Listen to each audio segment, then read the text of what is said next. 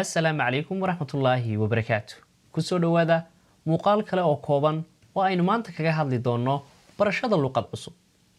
inaad barato luqad cusub ma aha wax fudud balse waa hubaal haddii aad dadaal la timaado iyo haddii aad raacdo qorshayaasha halkan kusoo bandhigi doono inaad si fudud ku baran doonto luqadda amaba luqadaasi cusub ee aad doonayso inay kusoo biirto luqadii aad hore uga hadli jirtay aniga ayaa tijaabiyey waana waxaad ku guulaysan kartid muddo kooban waxaynu samayn doonaa inaynu kala saarno waxyaabaha sida fudud aad luqadda ugu baran doontid haddii aad doonaysid luqadaasi aad baranaysid inaad dalkeeda joogtid oo markaasi aad ku sugan tahay waxaad samaynaysaa waxyaabahan soo socda tusaale ahaan waa muhiim inaad xidhiir la yeelato dadka native-ka ah amaba dadka waddankaasi u dhashay ee luqadaasi iska leh tusaale ahaan inaad samaysato saaxiibo cusub oo dadkaasi luqadda ku hadla ah waxay kaa caawin karaan inaad fahanto sida rasmiga ah amaba sida tooska ah ee luqadaasi ay kelmadaheeda loogu dhawaaqo taasi waa mid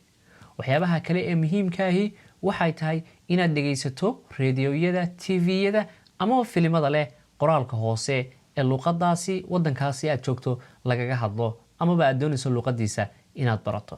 dhegaysigu waa mid ka mid ah qaybaha ugu muhiimsan ee lagu barto luqad cusub tusaale ahaan haddii aad dhegaysato raadiyowga dalkaasi amaba TV-ga dalkaasi waa hubaal inaad ogaan kartid waxa waddankaasi ka socda iyo weliba waxyaabaha sida joogtada ah TV-yada looga warramo sida tusaale ahaan markuu faldambiyo dalka gudihiisa ka dhaco waxaad halkaasi ugu yaraan ka baran kartaa ereyada faldambiyeedka loo isticmaalo waxa dhacay marka la sheegayo iyo arrimo la mid ah sidoo kale waxyaabaha muhiimka ah ee aad luqadda ugu baran karto waxaa ka mid ah wax akhriska inaad akhrido buugaag amaba joornaalada ka soo baxa waddankaasi aad joogto ee aad luqadiisa baranaysid buugaagta inaad akhrido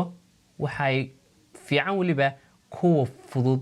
ee gaagaaban ay ku qoran yihiin sheekada ciyaalka oo kale iyo waxyaabahaas oo kale sidoo kale waxyaabaha aad ku baran karto markaad luqad cusub baranayso waxaa kaloo muhiima inaad haysato book dictionary amaba qaamuus istarjumaya oo haddii uu kuu fududahay aad helayso afkaagii hooyo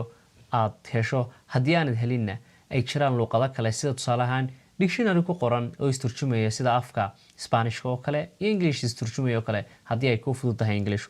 sidoo kale waxyaabaha muhiimka ah waxa weeye haddii aad luqad cusub baranaysid inaad baratid maalin kasta kelmado cusub kelmadaha cusub ama kelmadaha badan ee aad barataa waxay kaa caawin doonaan hadhow marka aad hadlaysid dhismaha jumladaha aad dhisaysid ama marka aad doonaysid inaad dadka la hadashid sidoo kale waxyaabaha muhiimka ahi waxay yihiin markaad luqad cusub baranaysid in sida loogu dhawaaqayo lafteeda aad u fiirsatid mararka qaar waxaa jira erayo isku dhawaaqa laakiinse kala micno ah haddaba waxyaabaha kale ee muhiimka ah ee loo baahan yahay inaad iska jirto markaad luqad cusub baranaysid waxaa ka mid ah xishoodka amaba baaqdinta inaad ka baqato inaad ku hadasho luqad cusub ma jirto cid kugula yaabaysa luqad aanad lahayn amaba luqad aanad u dhalan inaad ku hadasho ama aad tijabiso waa hubaal haddii aad khalado inaad arki doonto dad ku saxa taasi waxay ku siin doontaa haddii aad si positive u fikirto dhiirigelin wanaagsan oo ku tusaysa in aad ku dhiiratay dadkana ay ku saxeen waxyaabaha kale ee muhiimka ah iyaguna fiican inaad iska ilaaliso waxa ka mid ah haddii adigoo luqad cusub bilaabay aad istiraado garaamarka amaba naxwaha luqadaasi sida ay tahay ugu hadal waxay kaa hor istaagi doontaa isku dayo fara badan oo aad luqadan ku baran lahayd ha isu fiirsanin hana u fiirsanin naxwaha luqadaasi aad ku cusub tahay inaad 100% saxdo Soomaalidu waxay tiraahdaa shanfarood leh isma fahmi waayo haddii aad luqadda jabiso waa hubaal in dadkan ku fahmayaan laakiinse inta aad ka baqanaysid inaad naxwaheedii khaladay iyo inaad meelaha kale khaladayba waxa hubaal inay kugu adkaan doonto inaad luqadda cusub ee doonaysid inaad baratid haddaba haddii aynu soo koobno waxyaabaha muhiimka ah markaad luqad cusub baranayso waxaanu ku soo koobi karnaa kow inaanad xishoonin kana baqanin luqadda cusub ee aad baranaysid inaad dadaal fara badan samaysid oo aad samaysid wax akhris fara badan dhegaysi fara badan daawasho fara badan iyo weliba inaad xidhiir toos la yeelatid dadka nativeska ama dadka dhaladka ah ee luqadda cusub ee aad baranayso ku hadla amaba iska leh